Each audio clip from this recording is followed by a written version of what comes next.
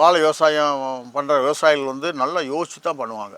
ஏன்னு கேட்டிங்க அப்படின்னா, ஒரு வேளை வந்து மரத்தை காற்றுல சாஞ்சிச்சுன்னா அவங்க வாழ்வாதாரம் அடிபட்டு போயிடும். அதனால் வந்து ரொம்ப யோசித்து தான் வைப்பாங்க.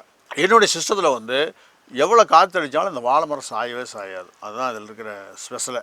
ஏன்னு கேட்டிங்கன்னா, இது வந்து மேட்டுப்பாத்தியில் இருக்குது. ஒரு குவியலாக வருது. இது நல்லா கலந்து வர்றப்போ பார்த்தீங்கன்னா, ஒரு ஸ்டேஜில் 8வது மாதம் டு 10வது மாதத்துக்குள்ளே என்ன நடக்குதுன்னு கேட்டிங்கன்னா, ஸ்டார்டிங்கில் நான் சொல்கிறது, ஒரு ரைசிங் பெட்டிலிருந்து இன்னொரு ரைசிங் பெட்டில் வந்து வாழை வந்து வளர்ந்து ஒன்றுக்கு ஒன்று போய் முட்டிக்கும். வாழை முட்டின பிற்பாடு பார்த்தீங்க அப்படின்னா, அங்கே ஒரு டன்னல் உருவாகும். இந்த டன்னல் எப்படி இருக்குன்னு கேட்டிங்கன்னா, நாங்கள் வந்து இங்கே வாழை பயிர் பண்ணுறப்பவே கிழக்க மேற்க தான் புள்ளி கோலம் போடுற மாதிரி தான் அந்த புள்ளியை வச்சு தான் நாங்கள் போடுவோம். 13 அடிக்கு 1 அப்படிங்கிற மாதிரி ரைசிங் பெட் அமைப்போம். கிழக்கிலேருந்து ஆரம்பிப்போம், மேற்கில் முடிப்போம். அப்படி பண்ணுறப்ப என்ன நடக்குன்னு கேட்டிங்கன்னா, வடகிழக்காகவும் தென்மேற்காகவும் ஒரு டன்னல் உருவாகும். இதை நாங்கள் வந்து பனானா டன்னல்னு நாங்கள் சொல்லுவோம். அதே மாதிரி எல்லா பக்கம் இருக்கும்.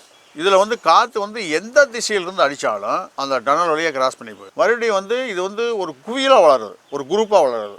வேரெல்லாம் ஒன்றுக்கு ஒன்று பிடிச்சிக்கும். அப்படி பிடிக்கிறப்போ என்ன ஆகுதுன்னு கேட்டிங்க அப்படின்னா, ஒரு குரூப்பாக வளரனால அந்த 2 பக்கம் சந்து இருக்கிறதுனால எவ்வளோ காற்று அடித்தாலும் அந்த சந்து வழியாக கிராஸ் ஆகி வெளியே போயிடும். பக்கத்தில் பெரிய மரம் கூட விழுவும், இந்த வாழை மரம் மட்டும் விழவே விழாது.